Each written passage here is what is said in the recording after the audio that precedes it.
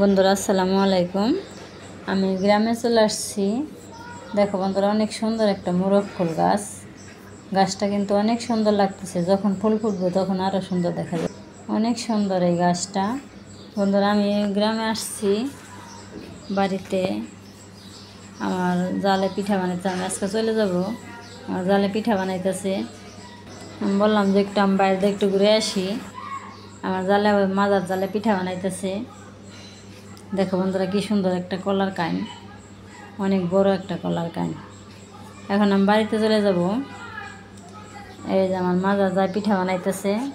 বন্ধুরা, এই পিঠাগুলো হয়েছে নারিকেল, দুধ আর চাউলের গুঁড়া দিয়ে হালুয়া বানাইছে। হালুয়া বানিয়ে তারপরে পিঠা বানাইতেছে। এগুলো একটা মিষ্টি পাগন পিঠে।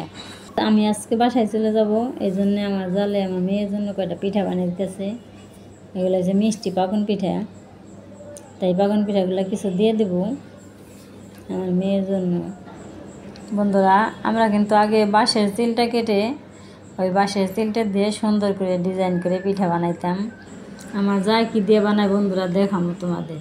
একটু অপেক্ষা করো, রুটিটা বানানো হোক, তারপর দেখাবো। অনেকগুলো বানানো হয়ে গেছে। আমার জালের মেয়ে আবার তেলে বাজতেছে, আর আমার যা আবার রুটি বানিয়ে পিঠা বানিয়ে দিতেছে। এই পিঠাগুলো দেখো বন্ধুরা, সবগুলো এক সাইজের পিঠা হয়েছে। বন্ধুরা, আমার জালে কিন্তু গান গাইতেছে আর পিঠা বানাইতেছে। আমি পরে বয়স দিছি, তো এই জন্য আমি গানটা দিতে পারলাম না। আবার আরেকদিন যখন বাড়িতে আসি তখন আমি গান শোনাব। বন্ধুরা, একটা স্টিলের গ্লাস নিছে, ওই গ্লাসের মুখ থেকে সাইজ করে করে কেটে নেয় আগে, তারপরে পিঠা বানায়। ওই যে ওইভাবে কেটে নিল।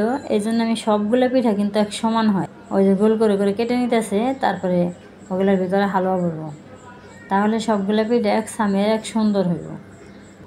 আগে একটা রুটি বানায়, তারপরে এভাবে কেটে নেয়। আমি আমার বাসায় চলে যাব, তাড়াহুড়া করতেছি। এই জন্য তাড়াতাড়ি করে পিঠা বানিয়ে দিতেছে আমার মেয়ের জন্য। বন্ধুরা, আমার এই জালের পিঠা বানানো কেমন হইতেছে অবশ্যই কমেন্ট করে জানাবে। আর বন্ধুরা, আমার ভিডিওটা যদি একটু ভালো লাগে তাহলে একটা লাইক করবে, আর সবাই আমার চ্যানেলটা সাবস্ক্রাইব করে আমার পাশে থাকবে। এই যে চুলায় ওই পিঠাগুলো তেলে ভাজতেছে। এই যে এখানে অনেকগুলো ভাজা হয়ে গেছে। আমি এখন কিছু নিয়ে যাব খাওয়ার জন্য। বন্ধুরা, আমাদের ছোট্ট একটা বাড়ি, আমাদের 3 ফ্যামিলির বসবাস। আমার স্বামীরা 3 ভাই, তাদের বোন নাই। আমরা ছোট্ট একটা বাড়িতে আমরা সবাই মিলেমিশে একসাথে থাকি। আমি ঢাকায় থাকি, মাঝে মাঝে বাড়িতে যাই। বাড়িতে যাই কিন্তু আমরা বন্ধুরা সবাই মিলে আমরা একসাথে মিলেমিশে একসাথেই খাওয়া দাওয়া করি, একসাথেই থাকি। কিন্তু কেউ বুঝতে পারে না যে আমাদের সাথে কোনো ঝগড়া আছে কি না আছে। আমাদের কোনো ঝগড়া লাগে না।